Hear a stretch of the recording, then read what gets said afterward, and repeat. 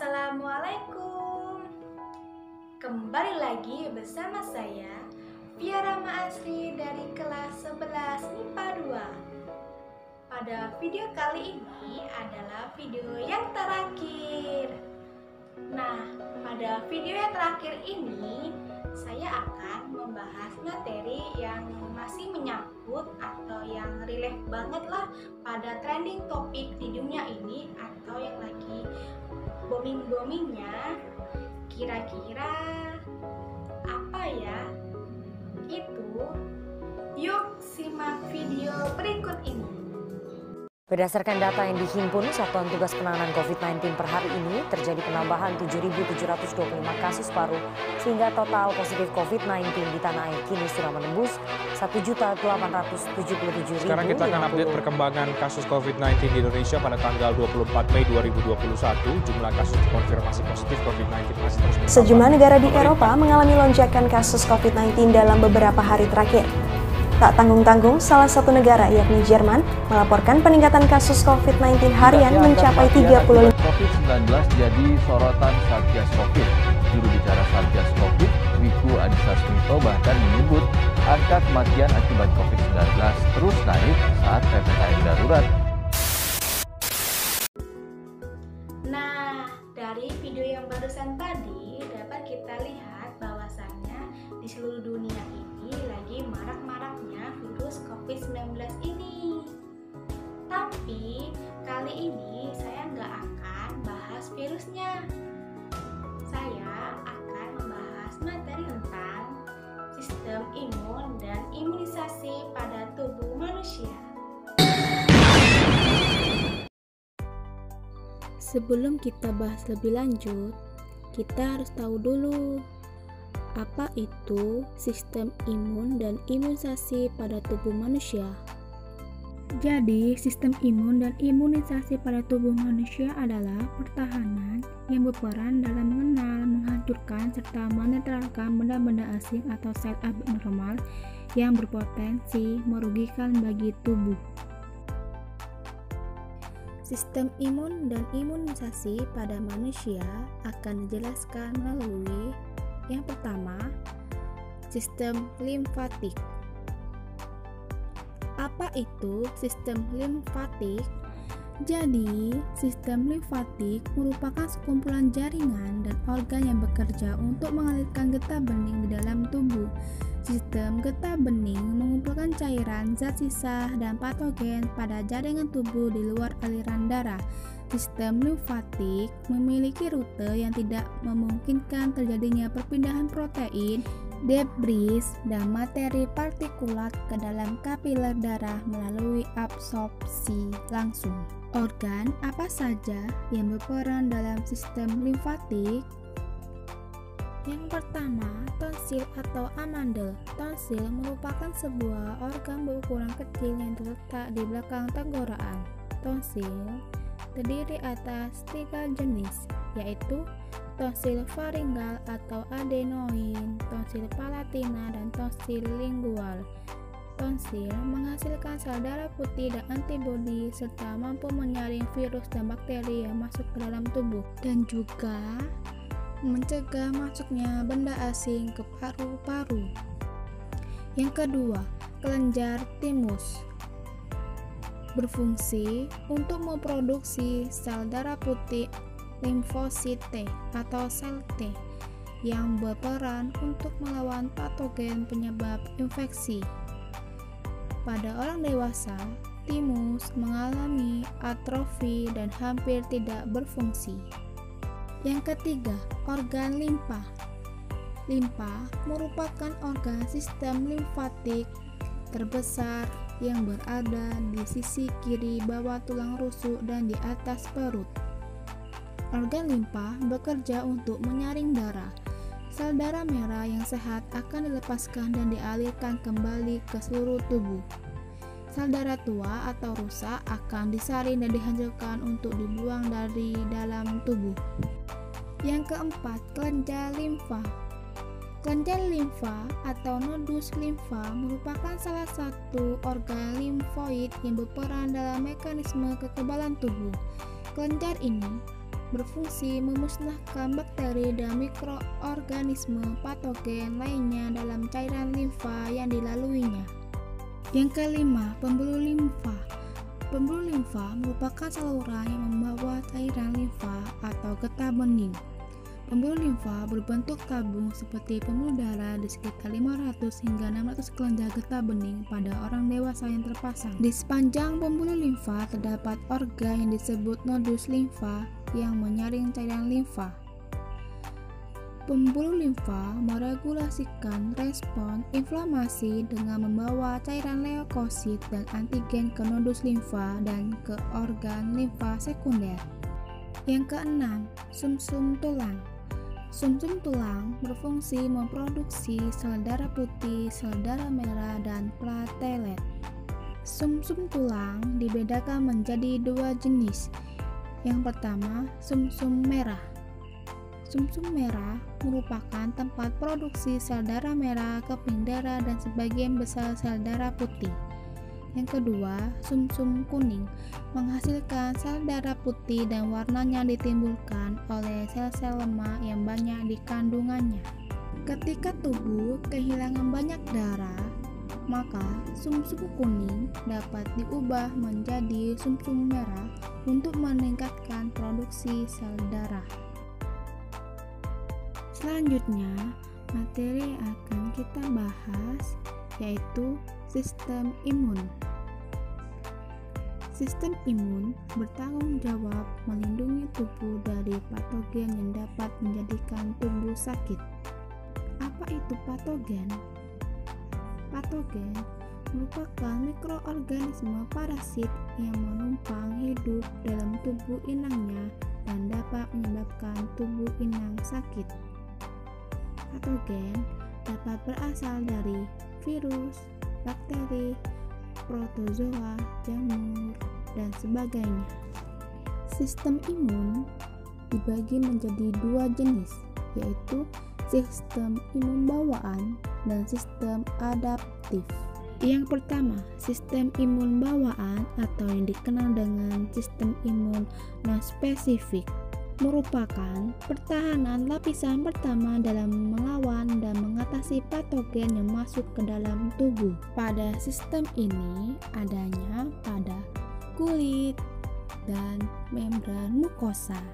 Dalam sistem imun bawaan akan dibahas beberapa hal, yakni yang pertama, penghalang permukaan. Penghalang permukaan melindungi inang dari infeksi patogen.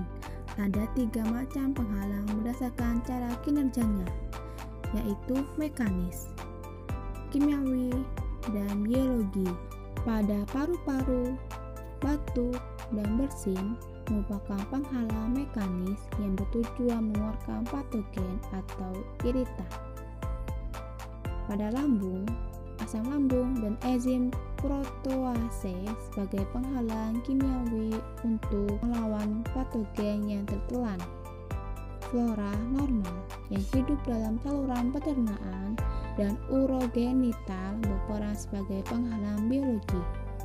Yang kedua, peradangan.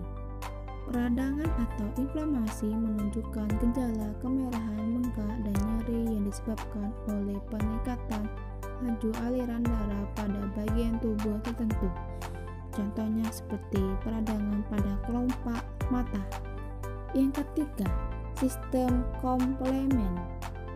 Sistem komplemen merupakan sistem yang melibatkan 20 macam protein dalam serum darah sebagai enzim. Hal ini untuk melindungi tubuh inang dari infeksi. Ada 2 macam reaksi dalam sistem komplemen, yakni sitolisis, merupakan proses untuk menghancurkan dinding sel patogen dengan bantuan lisozim. Yang kedua, inflamasi. Melalui lubang-lubang pada membran sel, lisozim masuk dan membuat sitoplasma keluar sehingga menyebabkan terjadinya lisis sel. Yang keempat, komponen seluler. Komponen seluler ini terdapat leukosit. Leukosit mempunyai peran penting dalam sistem kekebalan tubuh. Jenis-jenis leukosit yang berperan dalam sistem imun bawaan diantaranya 1. Fagosit. Fagosit merupakan sel pemakan dan pembersih patogen melalui fagositosis. Jika terjadi infeksi, maka sel fagosit akan segera menuju lokasi tersebut setelah mendapatkan sinyal dari sitokin. Apa saja sih sel yang berperan sebagai fagosit? Sel yang berperan sebagai fagosit yaitu yang pertama, neutrofil dan monosit merupakan fagosit utama yang ditemukan dalam aliran darah. Yang kedua, makrofag. Makrofag menghasilkan zat kimia seperti protein komplemen dan sitokin. Makrofag bertindak sebagai sel pemakan yang membersihkan tubuh dari sel mati dan sebagai sel penyaji antigen yang memicu sistem imun adaptif. Yang kedua, sel dendritik. Sel dendritik terdapat pada kulit, hidung, paru-paru, usus, dan lain sebagainya. Sel dendritik mampu mengikat antigen dan menyajikan potongan protein dari antigen pada kompleks MHC bagi sel T dan sel B. Yang ketiga, sel pembunuh alami. Sel pembunuh alami menghancurkan sel inang yang terinfeksi. Sel yang terinfeksi patogen dihancurkan karena memiliki sedikit penandaan permukaan sel atau MHCl. Yang keempat, sel Mats. Sel Mats mempunyai nama lain mastosit dan sel biang. Sel Mats terdapat di antara jaringan dan membran mukosa. Berfungsi untuk menyembuhkan luka dan berkaitan dengan alergi dan anafilaksis. Yang kelima, granulosit. Basofil dan eosinofil menghasilkan zat kimia untuk melindungi tubuh dari serangan patogen. Saat teraktivasi, basofil juga mengeluarkan zat kimia lainnya seperti heparin, kondroitin, dan beberapa macam sitokin. Sementara eosinofil mengeluarkan zat kimia seperti peroksidae, lipase, dan sebagainya. Selanjutnya, yang kedua, sistem imun adaptif. Sistem imun adaptif merupakan mekanisme kekebalan tubuh dengan melawan antigen tertentu dari patogen. Sistem imun adaptif ada dua macam mekanisme loh. Untuk itu, yuk simak video berikut ini. Tes adaptif ini dikelompokkan lagi menjadi dua, yaitu respon humoral dan respon diperantarai sel. Respon imunitas humoral merupakan respon kekebalan tubuh yang mensekresikan antibodi dan bersirkulasi di dalam darah atau limfe. Dinamakan respon humoral karena darah dan limfe disebut juga sebagai humor tubuh, di mana humor adalah bahasa Latin yang artinya cair.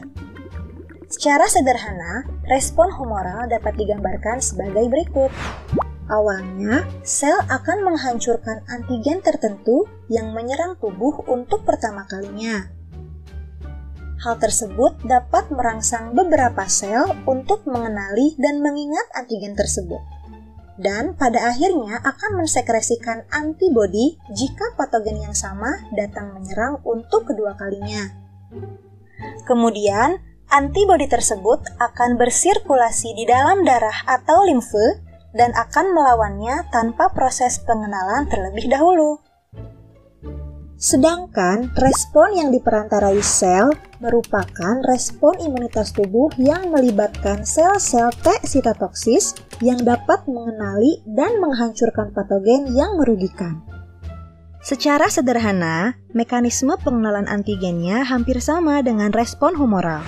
Namun, yang membedakannya adalah aktifnya sel T sitotoksis yang dapat melawan patogen dengan cara menghancurkan sel-sel yang terinfeksi oleh patogen tersebut. Materi selanjutnya yaitu gangguan pada sistem imun. Secara garis besar, gangguan pada sistem imun dibagi menjadi tiga, yaitu imunodefisiensi primer, autoimunitas, dan hipersensitivitas.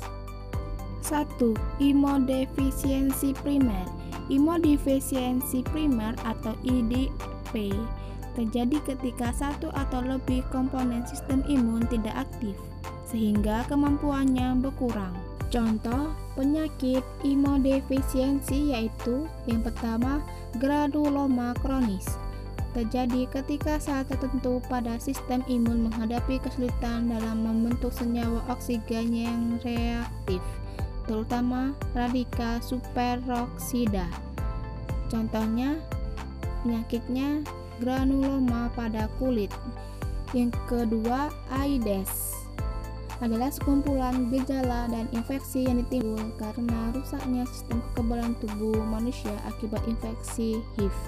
Gangguan yang kedua yaitu autoimunitas, merupakan kegagalan individu dalam mengenali dirinya sendiri sehingga membuat sistem imun dapat melawan sel dan jaringannya sendiri. Contoh penyakit autoimunitas yaitu artritis reumatoid, merupakan penyakit autoimun yang mengakibatkan peradangan sendi dalam waktu yang lama. Contohnya, tangan penderita artritis reumatoid. Yang kedua, penyakit Hashimoto, merupakan penyakit yang menyebabkan hancurnya kelenjar tiroid secara bertahap. Gangguan yang ketiga yaitu hipersensitivitas. Terjadi ketika sistem imun terlalu sensitif sehingga responnya berlebihan. Hipersensitivitas terbagi menjadi 4 tipe. Yang pertama, hipersensitivitas tipe 1 memberikan respon dengan cepat berkisar 15 hingga 30 menit setelah terpapar antigen. Yang kedua, hipersensitivitas tipe 2 diakibatkan oleh antibodi berupa IgG dan IgM terhadap antigen pada permukaan sel dan matriks ekstraseluler. Yang ketiga, hipersensitif tipe 3 terjadi akibat pengendapan kompleks imun dan menyebar pada membran sekresi aktif. Yang keempat, hipersensitivitas tipe 4 terjadi karena aktivitas perusakan jaringan oleh sel T dan makrofag. Materi selanjutnya yang akan kita bahas yaitu imunisasi. Sebelum kita bahas lebih lanjut, saya mau bertanya nih, apa itu imunisasi? Ada yang tahu? Jadi, imunisasi adalah upaya untuk menimbulkan atau meningkatkan kekebalan seseorang secara aktif terhadap suatu penyakit, sehingga bila suatu saat terpanjang dengan penyakit tersebut tidak akan sakit atau hanya mengalami sakit ringan yang dilakukan dengan pemberian vaksin. Program imunisasi ini diberikan sejak usia bayi hingga di bangku sekolah. Imunisasi dapat dilakukan oleh bidan atau dokter, baik di klinik, puskesmas, maupun rumah sakit. Imunisasi ini juga dibagi menjadi 2 macam loh, yaitu imunisasi wajib dan imunisasi pilihan. Bagian pertama yang akan kita bahas yaitu imunisasi wajib. Imunisasi wajib merupakan imunisasi yang diwajibkan oleh pemerintah untuk seseorang sesuai dengan kebutuhannya dalam rangka melindungi yang bersangkutan dan masyarakat sekitarnya dari penyakit menular tertentu. Imunisasi wajib ini juga terdiri atas imunisasi rutin. Imunisasi rutin merupakan kegiatan imunisasi yang dilaksanakan secara terus-menerus sesuai jadwal.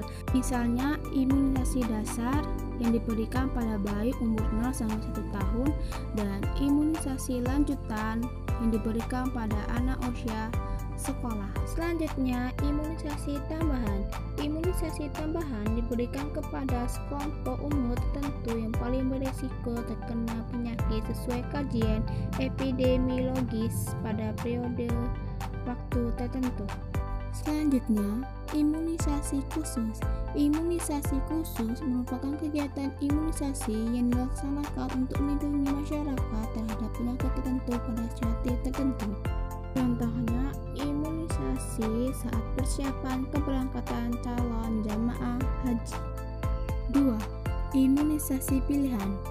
merupakan imunisasi yang dapat diberikan kepada seseorang sesuai dengan kebutuhannya dalam rangka melindungi yang bersangkutan dari penyakit menular tertentu, yaitu vaksin MMR, HIV, tifoid, dan lain sebagainya. Ada banyak penyakit yang dapat dicegah dengan imunisasi atau PD31.